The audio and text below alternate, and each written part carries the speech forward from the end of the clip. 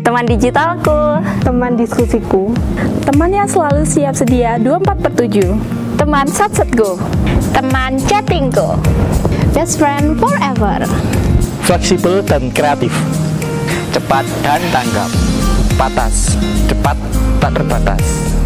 Kamsahamnida.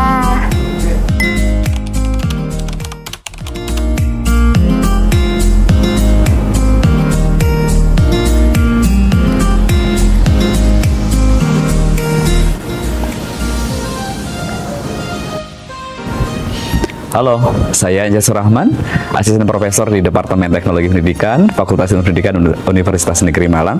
Hari ini kita mau menjawab beberapa pertanyaan dari mahasiswa. Ada 3 pertanyaan yang sudah masuk ke saya berkaitan dengan AI. Oke, kita masuk ke pertanyaan yang pertama.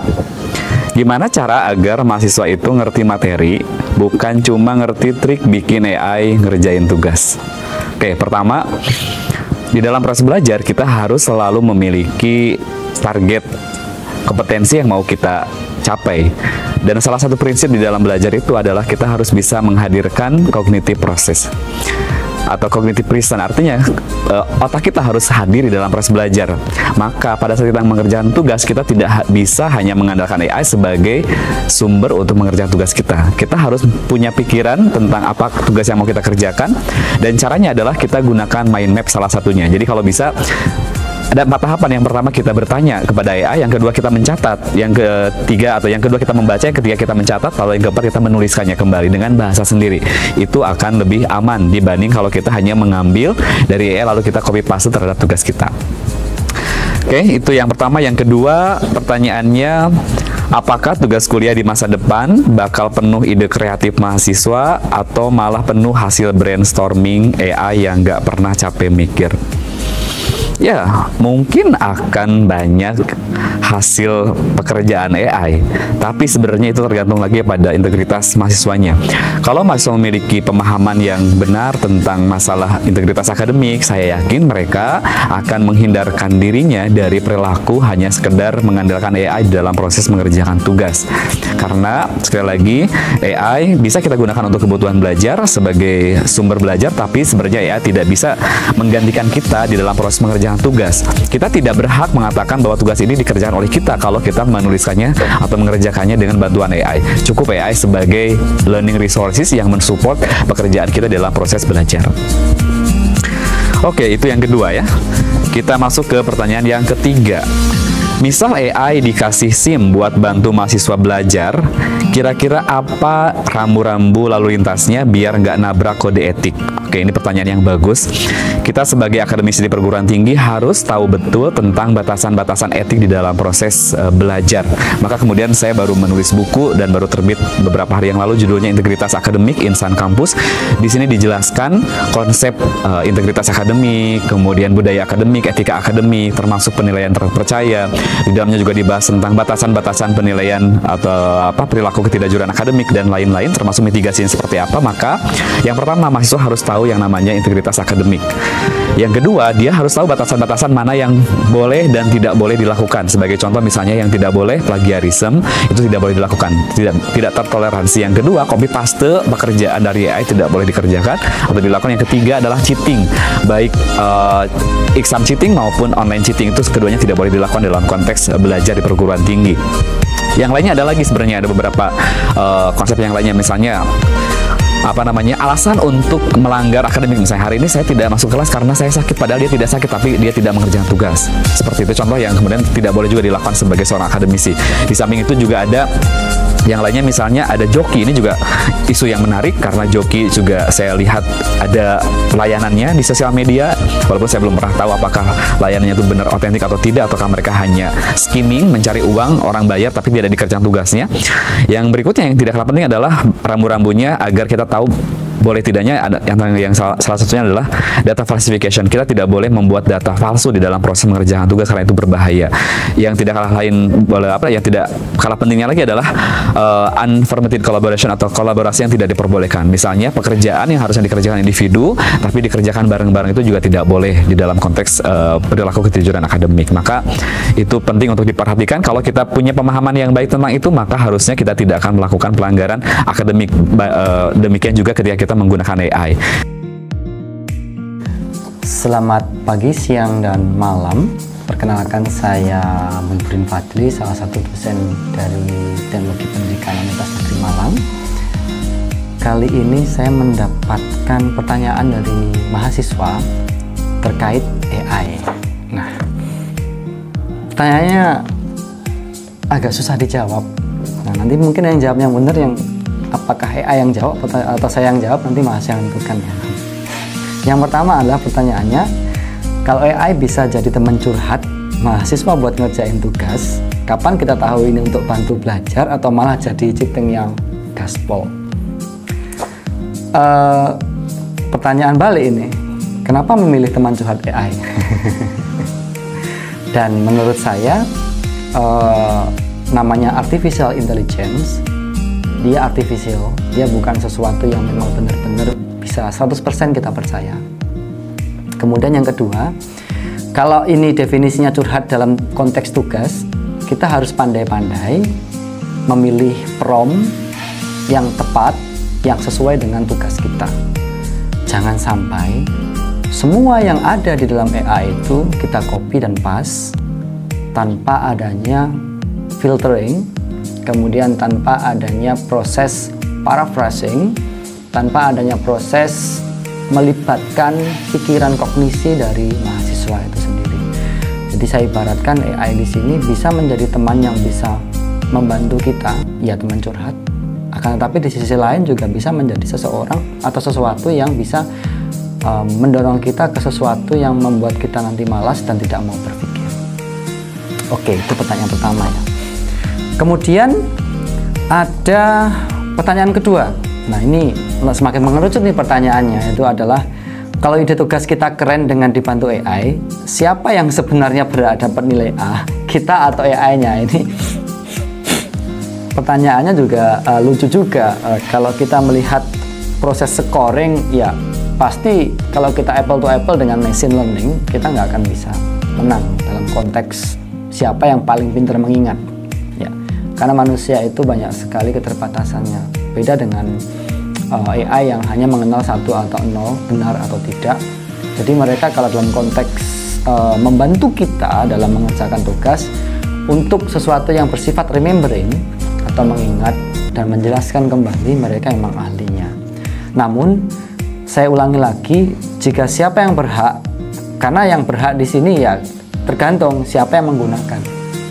Karena yang menggunakan mahasiswa, sebaiknya AI dimanfaatkan sesuai dengan konteks dan sesuai dengan pekerjaan yang memang nantinya akan dibantu oleh AI. Jangan sampai semua tugas yang ada dalam perkuliahan itu ya hanya kita kopas misal ke ChatGPT, kemudian kita kasihkan prompt, kemudian kita dapat jawaban, kemudian kita kopas ke tugas kita. Nah, ya berarti nanti kembali lagi ya, itu yang lebih pas, yang dapat nilai A ya AI-nya. Tapi kalau kita ada proses di mana kita kasih prompt, kemudian nantinya ada feedback dari kita parafrase, kita berikan pemikiran-pemikiran dari kita dan kita jadikan satu kolaborasi yang utuh, saya kira itu bisa dijadikan fair solution ya, win-win solution bagaimana AI dimanfaatkan dan manusia dibantu dengan AI. Dalam konteks ini mungkin mahasiswa paling sering menggunakan ChatGPT, Gemini, Perplexity dan lain sebagainya. Itu sih menurut saya. Kemudian yang ketiga, ini ada pertanyaan juga yang cukup sebenarnya susah saya jawab karena emang begini. Ada pertanyaan, kenapa teknologi makin canggih? Kalau teknologi makin canggih, gimana cara menjaga keseimbangan antara penggunaan AI dan pengembangan kemampuan berpikir kritis manusia? Atau dalam konteks ini mahasiswa ya. Nah, ini pertanyaan yang sangat bagus. Jadi critical thinking ini salah satu kemampuan yang harus dikuasai di abad 21 atau 21st century skill learning. Salah satunya adalah critical thinking, dan critical thinking ini menjadi salah satu hal yang tidak bisa sekonyong-konyong hadir seperti hujan kemudian yang membasahi kita. Dia harus dibentuk. Dia saya ibaratkan seperti benih, kemudian bertumbuh menjadi tunas baru. Tunas baru bertumbuh harus dipupuk pelan-pelan menjadi sebuah batang kecil yang kuat. Kemudian dia bertumbuh besar, kemudian dia memiliki buah. Nah, kalau anak-anak memiliki critical thinking yang bagus, dia akan mencoba merawat pohon itu dalam dimensi pemikiran mereka dan menjadikan pohon itu berbuah dan memiliki manfaat buat orang lain. Apa salah satu karakter critical thinking adalah pola pikir. Kalau mahasiswa atau seseorang terbiasa menggunakan AI dalam apapun, mencari solusi kehidupannya, bahkan mungkin mencari pacar lewat AI ya. Jadi dia nanti mungkin ketika suatu saat dihadapkan dalam situasi yang mungkin tidak ada AI di situ, dia akan pasti akan merasa kebingungan dan tidak mature dalam pemikirannya. Jadi secara sosio-emosionalnya ketika mereka hanya mengandalkan AI atau kecerdasan buatan, berarti nanti hasil buah pemikirannya pun juga sangat artifisial. Saya kasih pemikiran aja ke teman-teman, indah bunga yang asli atau bunga yang artifisial? Pasti indah bunga yang asli, karena dia memiliki harum yang alami dan warna yang menggoda. Baik, itu 3 pertanyaan yang semoga menjawab pertanyaan dan kerisauan mahasiswa sekarang dengan pemanfaatan AI. Cukup sekian dari saya mungkin. Ya, terima kasih. Saya Hendry Prayardiono. Saat ini sih saya sebagai dosen di Teknologi Pendidikan Universitas Negeri Malang. Nah, di meja saya ini sudah terpapar nih, ada 4 pertanyaan besar yang menurut saya juga agak keder nih menjawabnya. Yang pertama ini adalah, kalau AI-nya makin canggih nih, mahasiswa nanti ke depannya gimana gitu. Nah, teman-teman, seperti yang saya tunjukkan dari beberapa hal, AI itu bukan sumber atau rujukan yang dicari. AI itu adalah sebangsa makhluk yang dia itu peniru luar biasa. Jadi AI itu adalah artificial. Jadi dia meniru.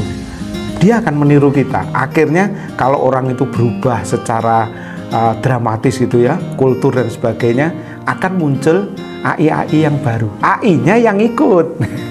Bukan kitanya yang ikut. Karena AI justru beradaptasi dengan manusia. Karena AI adalah peniru. Jadi semakin kita canggih, maka AI-nya akan ikut canggih juga.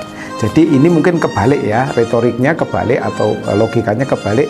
Kalau semakin canggih itu yang canggih manusianya. Jadi AI-nya akan ikut meniru manusia. Oke. Seberapa jauh teknologi AI bisa digunakan untuk belajar tanpa mengubah mahasiswa jadi operator nih. Jadi dulu ceritanya, zamannya dulu itu namanya WYSIWYG. What you see is what you get. Dulu zaman saya masih memiliki akun di Kaskus. Nah, pada saat itu saya punya harapan setting gitu tiba-tiba muncul kayak di surga gitu ya. Nah, disitulah orang mulai belajar bagaimana caranya membuat seperti itu. Ternyata sekarang ada teknologinya, yaitu tiruan. Jadi kita meniru manusia, meniru ada orang yang melayani kita, tapi dia bersifat tiruan dan lebih cepat. Sehingga mahasiswa tidak menjadi operator, justru akan lebih terpancing untuk bisa bagaimana memerintah dia supaya super duper lebih cepat. Nah, gitu. Itu belajarnya. Jadi bukan jadi operator, malah gimana caranya lebih cepat lagi. Dan akhirnya what you see it's what you get akan terwujud. Jadi begitu dia punya keinginan, ting, nah, terwujud. Nah, itulah berarti sudah sangat canggih. Sudah sangat canggih. Jadi apa? Teknologi memerintahnya. Kita sebut sebagai prompt engineering. Yang ketiga, kalau AI bisa ngapa-ngapain, apakah pendidikan masa depan itu bisa fokus ngajarin teknologi ke manusia atau malah ngajarin manusia buat nggak lupa cara jadi manusia? Ini pertanyaan yang unik nih. Human itu adalah human, artificial adalah artificial. Jadi buatan adalah buatan. Nah, yang tidak bisa diubah adalah karakter. Ini seandainya manusia itu betul-betul terjadi dan terwujud ya, manusia itu berkarakter, dia kolaborate atau berkolaborasi satu sama lain. Nah, AI-nya itu pening tuh kepala AI-nya.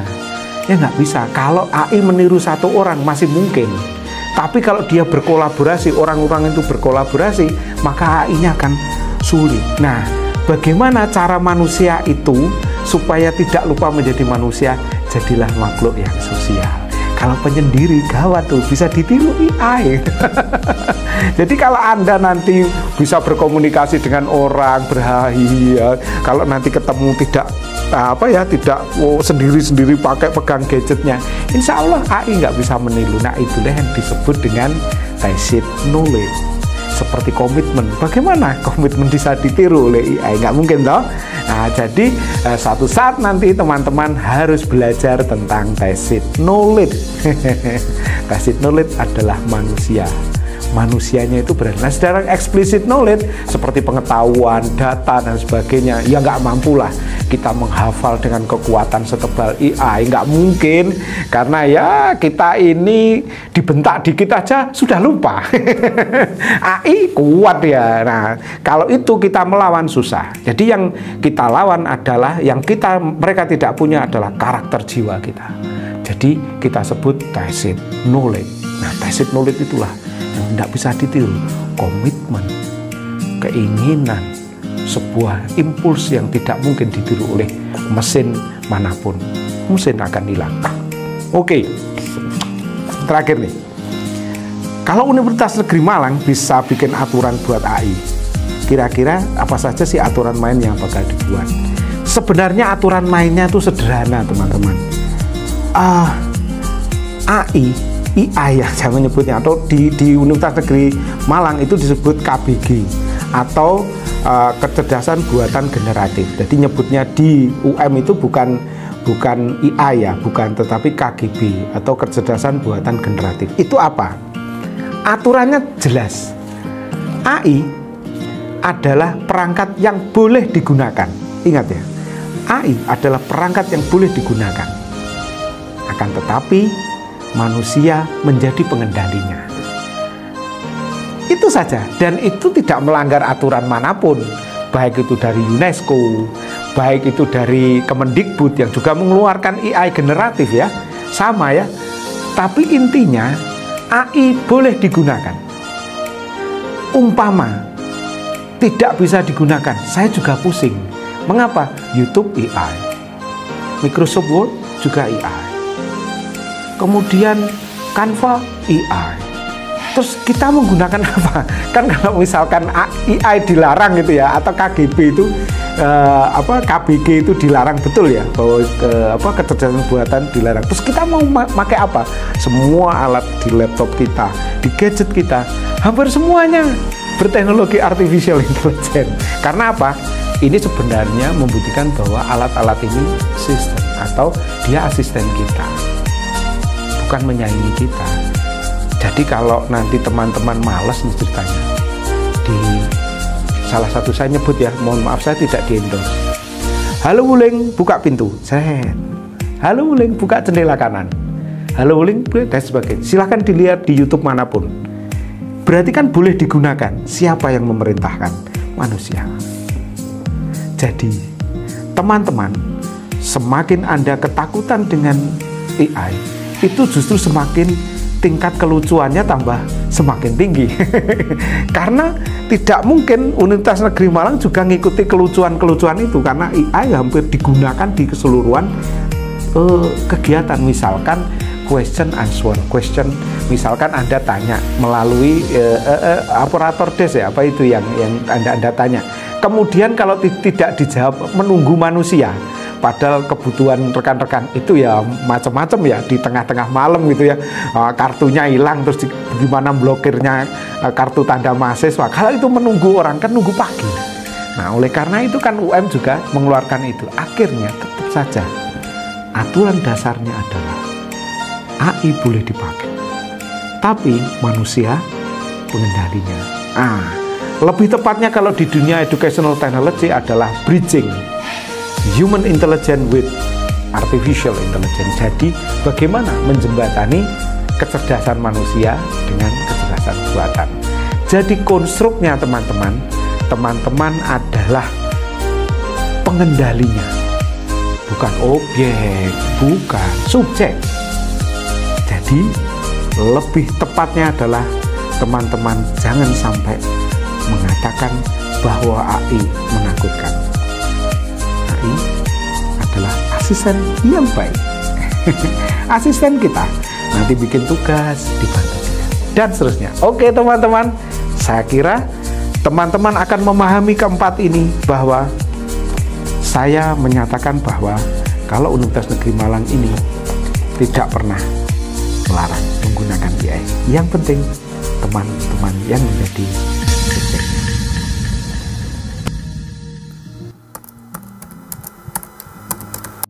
Teman-teman, sebagai closing, AI sebagai sumber belajar bisa kita gunakan untuk membantu kita mengenhance knowledge kita, tapi dalam konteks belajar kita harus menghadirkan kognitif kita dengan cara tadi membuat mind mapping, mencatat, menulis, biar informasi tersebut mampir dulu di isi kepala kita, tersarikan di dalam kognitif kita, sehingga kita bisa mengakuisisi konsep tersebut berdasarkan hasil proses kognitif di dalam isi kepala kita. Berbeda dengan kalau kita hanya copy paste dari AI, maka informasi tersebut itu tidak masuk ke dalam kepala kita, itu bukan hasil karya kita.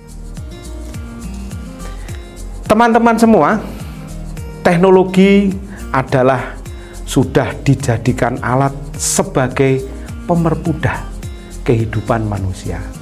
Gunakan teknologi secara tepat dan bijaksana. Oke. Baik, terima kasih. Closing statement dari saya terkait dengan pemanfaatan AI adalah ada satu istilah dalam bahasa Inggris, man behind the gun. Jadi the gun-nya di sini bukan as the gun ya. The gun ini senjata atau tembak. The gun-nya adalah AI, man-nya adalah manusia.